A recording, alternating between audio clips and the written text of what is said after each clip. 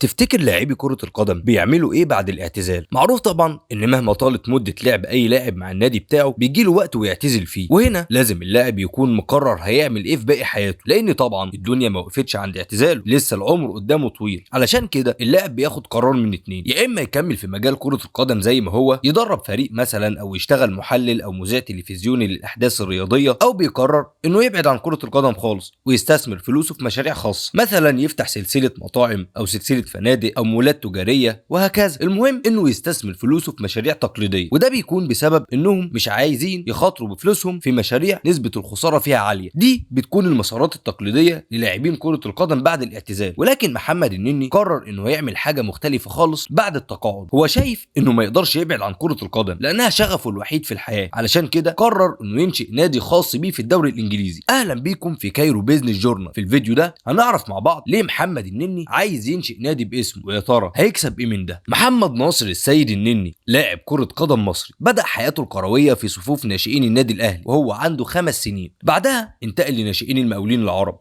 وصعد للفريق الاول، وبعد موسمين من التألق مع نادي المقاولين العرب والمنتخب المصري قرر نادي بازل السويسري ضمه لصفوف النادي في يناير 2013. وبعد 3 مواسم تألق فيهم محمد النني مع النادي بيقرر نادي ارسنال الانجليزي ضمه للنادي في 2016، وما زال مع الفريق حتى الان وبيلعب في مركز خط الوسط. وقدر يحقق مع النادي انجازات كتيره جدا، زي مثلا انه تتوج بلقب كأس الاتحاد الانجليزي ودرع الاتحاد الانجليزي. لكن محمد النني عارف انه مهما طالت مسيرته ومهما كانت مليانه انجازات هيجي له يوم ويعتزل كرة القدم في النهايه. علشان كده هو عامل حساب اليوم ده من دلوقتي، وقرر ينشئ نادي باسمه علشان يكون ده ملجأ بعد تقاعد. ويوم 10 اكتوبر اللي فات بيفاجئ النجم محمد النني جمهوره بتغريده على حسابه الرسمي في تويتر بيعلن فيها عن قراره بانشاء نادي جديد باسمه النني فوتبول كلوب. ووضح في حوار رسمي مع منصه ذا ستاندرد البريطانيه عن دوافعه لانشاء النادي، وقال ان شغفه الوحيد هو كرة القدم ومش بيعرف يعمل حاجه غيرها، وهيكون صعب عليه بعد الاعتزال يفتح مطعم او مول ملابس زي ما اغلب اللاعبين بيعملوا. علشان كده فكر في انشاء نادي خاص. وفي مقابله مع موقع ارسنال الرسمي وضح اللاعب محمد النني ان الفكره جات له بعد اصابته مع الفريق اللي قعد بعدها فتره كبيره في البيت بعيد عن الملاعب. وهنا النني بص للمستقبل وقال هو انا هيحصل لي ايه لو اعتزلت او توقفت عن اللعب لاي سبب. والموضوع ده اخد من تفكيره مده كبيره، واستشار احد اصدقائه اللي نصحه يفتح اكاديميه لتدريب الاطفال على لعب كره القدم. وفعلا النني بينشئ الاكاديميه، وبعدها جات له فكره انشاء النادي، وقرر ان النادي ده هيكون في انجلترا. وهنا انتشرت تساؤلات عن ليه النني ما عملش النادي ده في مصر مثلا او في اي دوله عربيه. في الحقيقه هو عمل كده لاسباب منطقيه كتير، تعالوا نعرفهم مع بعض واحده واحده. اولا علشان يكون النادي في نفس محل اقامته، عشان يعرف يشرف على النادي بنفسه بجوار لعبه مع فريق ارسنال، لان فكره انه يسافر من بلد لبلد تاني علشان يتابع احوال الفريق هتكون صعبه بالنسبه له. ثانيا اجراءات انشاء نادي في انجلترا هتكون اسهل بكتير عليه من دول تانية زي مصر مثلا. ثالثا الدوري الانجليزي دوري كبير ومنفتح على دوريات تانية كبيره زي الدوري الاسباني والدوري الايطالي والدوري الفرنسي. رابعا بقى والاهم